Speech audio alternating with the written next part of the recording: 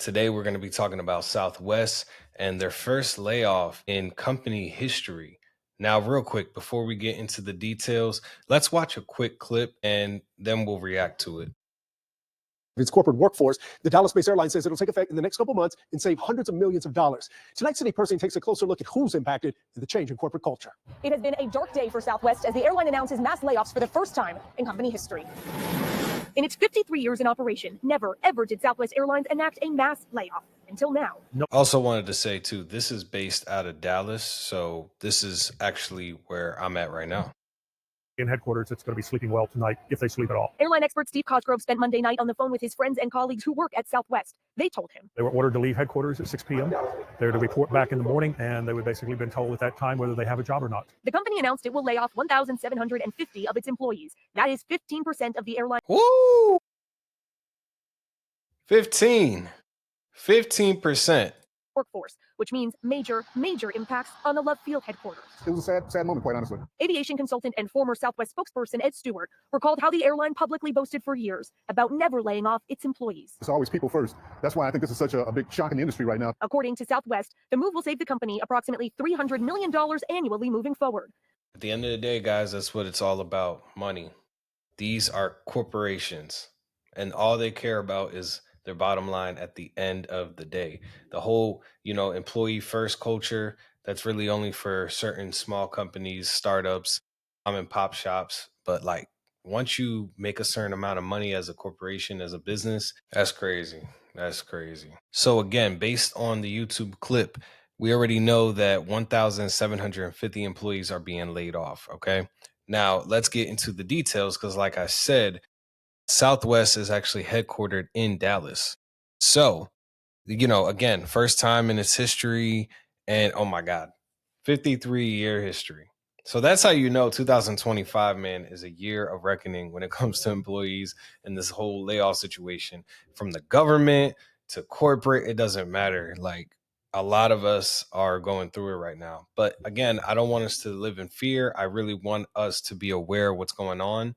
And not necessarily to avoid companies like this, but still, if you're not confident in that your company will keep your role and your position and keep you on the job, then, you have to be able to shift and maneuver out of that position or that role, or find a company that will value your skill set, or where you can pivot your current skill set into something else, So let's read this real quick. So again, 1,750 employees are being laid off for the first time in its 53-year history. Now, specifically with Dallas, 626 employees will be laid off, which is crazy. That is crazy work. The layoffs are expected to commence April 22nd and affected employees will be eligible for a severance package after that if they sign and submit a separation agreement. Now, this is the actual letter right here that employees were given. Okay. Crazy work. But before we get into the letter, let's just read this. This is a summary of the top positions that are getting laid off. So among those affected, 22 senior technology analysts, 19 senior technology project managers, 10 technology analysts, some quality assurance auditors and specialists, and more.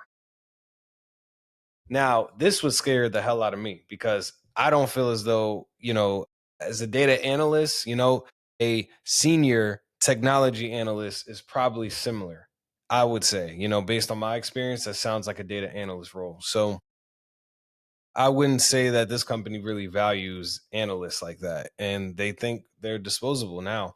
But, obviously there's other reasons why Southwest is doing this. Like the clip was saying, it was to save money. But, again, thinking from the employee perspective, is this where you will want to work if you were a data analyst, right?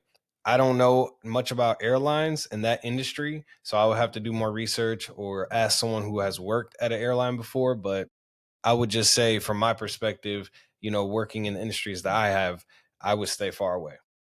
And especially with all the airplane news that's coming out and everything left and right, this plane's about to crash, that plane is about to crash. Like, I wouldn't work in that industry at all. But actually, I feel this way too, because Boeing, when that whole situation happened, like, yeah, That was a big red flag for me. So you really got to look at the industry and what's going on in the current news. All right, guys. So let's take a look at the actual letter that the employees were given by Southwest. Okay. This will give us more details about what's going on. As Southwest Airlines continues to transform, the company must ensure that we fund the right work, reduce duplicative efforts, and have a lean organizational structure that drives clarity and pace. Right there in that first sentence, that proves everything that we need to know about 2025 and moving forward. All these companies care about is efficiency. They don't care about you. They don't. When it comes down to it, the numbers are what matters. The finances are what matters. The profits. Okay. Fund the right work. Reduce duplicative efforts, meaning that if there's two positions that are working on the same kind of work, hey, can we reduce this to one role? Right? Can we reduce this team of these two teams and combine them into one? And instead of having 20 employees, we can reduce it to 8. And it's pretty effed up. I've seen a lot of roles where a lot of people actually had to do other people's jobs and didn't get paid more. And if they don't know that, then they're going to get taken advantage of. So that's something that we as employees need to advocate for ourselves, that we need to get paid more for more work, more responsibilities. And, that's in any kind of role. I left a Fortune 500 company, right? And I caught up with one of my guys that I used to work with. And he's a really cool mentor and whatnot. We were catching up. And he basically told me that, hey, when you left, they didn't hire another person. They just gave the responsibilities that I had, they gave it to him. And he just had to deal with that. And then he got shifted to another team, and apparently one or two people were laid off. So if I would have stayed at that role, which I was getting paid about $40,000 less anyway than I am right now, I would have been stuck holding that, if he got laid off or if he got let go, if he decided to leave because he found a better position for himself. So sometimes being selfish can have consequences for others, but that also goes for these companies as well. So you got to kind of, figure out the ebbs and flows of the market, the job market specifically. But let's keep reading this. One tough decision we have made is to move forward with a reduction in our workforce located at Love Field, which isn't too far from where I'm at in downtown. I am writing to provide notice of this workforce reduction pursuant to the Federal Worker Adjustment and Restraining Notification, the Warren Act that I was explaining. The total number of affected employees at the locations identified above is anticipated to be 626. The infected employees will continue to receive their regular pay and benefits until April 22nd, 2025. Be eligible to receive a severance package after April 22nd, 2025, provided they sign and submit a separation and release agreement. So make sure you sign that, because if you don't, you're not getting that severance package.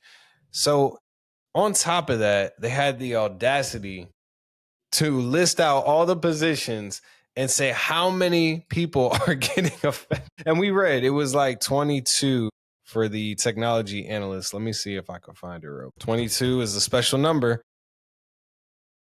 22 senior technology analysts. That is crazy. These two positions, well, the senior technology analyst surprises me a lot because, it's kind of vague, but I would think that's a data analyst position and that you would need more of those guys. But they're also getting rid of a data engineering role. That's crazy. Project managers, I don't know if they're really needed. I got to do more research on that one, but I've heard I've heard that project managers aren't as important. But more tech. Look, these are probably entry level technology analysts. Anything junior, they're gonna get rid of. More project managers. This is crazy, guys. This is crazy. Contracts managers, senior learning instructor. I'm not going to lie, I don't know what that is. So I get from the outside looking in how some of these roles, it's like, okay, we can get rid of this, we can get rid of that. But, this is going to be a theme on my channel where I'm talking about these layoffs. Like, where's the opportunity for these people that are getting laid off? Logistics and hospitality specialists. Like, are these so hospitality? I associate that with like being a hotel guest manager or associate or whatever, things in that space. It's like, do we teach them about AI? Do we upskill them so that they can be, ready for these layoff situations? No, we use them. Like me as the company, I'm the company. I'm going to use you until I don't need you anymore. And I'm not going to tell you how to be prepared for that. You know what I mean? This one's kind of surprising. Senior Manager AI Strategy and Design. Yeah, some of these are a little bit surprising. There's so many different positions. It's not just one or two or like, 10 or 20. It's a decent amount. Manager CS compliance and analysis. Yeah, I don't know. Now, guys, the reason why finances for a company is so important is not only because of the company's performance, but it's also the investors, the type of investors that are investing into the company and the pressures from the economy or the market. And obviously, with Trump in office, that's creating a lot of different agendas to be pushed for businesses and whatnot. But I kind of want to get into what's going on with Southwest and its activist investor right now who's pretty much trying to gain more control of the company. And I'll explain what it is in a second. So now, if we look at this article right here, right? The activist and shareholder, Elliott Management, right? They had a stake of 14.9%. And now, with Ryan Green stepping down, they're going to make a play to own almost 20% of the company. And that's going to allow them to be able to have more control over who's on the board and what direction the company goes in. Now, again, these are activist investors. Activist investor is a shareholder who tries to change a company's management, strategy, and operations. They often aim to increase the company's value for shareholders. So, again, there's another part of corporations that a lot of people don't realize, especially from the employee perspective, is that we essentially work for the shareholders. Okay. These are the guys that keep the business running. Okay. Now, this is this is really important because, and if we read this line, Southwest has already bent to Elliott's activism by agreeing to add 6 new independent directors to its board. Okay. Now, I want to skip over to this article and read this a little bit because this will kind of give you an idea of what's going on. The rise in activist investor campaigns over the last few years is striking. According to a recent Barclays report, 240 activist campaigns were launched globally in 2024, the highest total since 2018. This trend is expected to continue in 2025. All right, so let me skip to the next paragraph. The impact of activist campaigns in the increasingly tumultuous market have been profound, with CEO turnover reaching record levels. Ryan Green is not the CEO, but still, that's a high level position, just like a CEO. In 2024 alone, more than 27 CEOs resigned at the hands of activist investor pressure. High profile activist campaigns have resulted in leadership changes at major companies, including Starbucks and a bunch of other companies like that. So we don't need to be experts in this, but we need to understand who's running the companies, who are the stakeholders, the major stakeholders. And I just think, when companies are going through major changes, you don't want to be a part of those changes unless you know that you're good. And I know there's a lot of different factors that go into that and a lot that's out of your control, but it's just, again, good to be aware of these things. I want to read this off for you guys. Southwest has prided itself on the fact that it has never had an involuntary layoff, not even after 9/11 terrorist attacks or the 2008 financial crisis. The cuts are a part of a bigger plan to overhaul operations that was first unveiled last year after Southwest surprised investors with a bigger than expected first quarter loss and revenue that fell short of estimates. The airline has said it would take a series of measures, including ending its hallmark open seating policy and increasing the premium seating options with extra legroom seats. Southwest is also launching red-eye flights. Okay, so I didn't even know because I never used Southwest. I've used Frontier and American Airlines and Delta. Really, that's it for me. So, lower cost airlines are under pressure from their bigger rivals, which have come out of the pandemic in a stronger financial position and are now benefiting from trends such as demand for premium travel and transatlantic routes. And yeah, this makes sense, especially after the pandemic. It just everybody has rethink their business structure and they're just trying to be better and better and better and more efficient and more efficient. And it's come at the cost of a lot of these layoffs. But according to this too, I can't find it, but it said, oh yeah, here we go. Affecting senior leadership and directors, but not pilots and crew. So I guess you guys are lucky. Now I want to look at one of the positions here, right?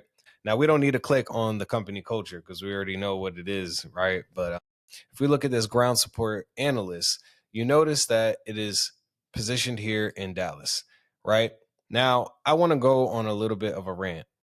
Number one, there is so much here that they want you to do. That is a big trend among all these different companies where they just want to squeeze every ounce of work that they can get out of you. Okay. So it's important that we look at these different details, right? SQL, Tableau, Microsoft Power Apps, and then on top of that, okay, they want a high school diploma. That's cool, I guess. But I don't even see anything here. There's just a lot of unnecessary details in here. And, they're only paying 82,092. Here's the situation. You want to be in a position to leverage if you're a remote worker. You want to be a candidate where you can live somewhere like Dallas, but you don't have to necessarily rely on positions in Dallas. Okay. Now, me living here and moving here recently, I made sure to get hired by a company outside of Dallas, like in California or New York and a couple of other states. So that's what you want to do. You want to reverse engineer it. Step number one is to be a desirable candidate, right? To have the skills necessary so that companies are looking to hire you. And number two is now that you're in that position of leverage to live somewhere low cost of living like Dallas, but not relying on those positions. However, it's great because if I do get laid off from my job, I know that I can find jobs in the DFW area. And there's a lot of other companies here in Dallas as well that are local and a lot that are coming here as well. Which is crazy. I don't like this job description at all because not only is it really lengthy, but it's very confusing. Again, it's a ground support analyst, but we want to design, implement, and maintain a comprehensive GSE maintenance program, blah, blah, blah, blah, blah, advanced data analytics, la, la, la, la, la. We want to analyze equipment, telemetry, data to identify areas of improvement, including mean time to repairs, blah, blah, blah. And it's like they want you to basically do a data science position here with all these details. And in my opinion, after this layoff, I'm not going to want to work for a company like this at all. And especially this low of a salary. You're not even paying 100,000 and inflation is crazy. So yeah, I hope you guys like this video. I'll be covering a lot more layoffs, news, and hopefully I can also find more positions for you guys where I can kind of compare and contrast and show you the difference between a data analyst position and a good data science position because these companies be asking for too much. But make sure you guys like, share, and subscribe. I will talk to you guys soon.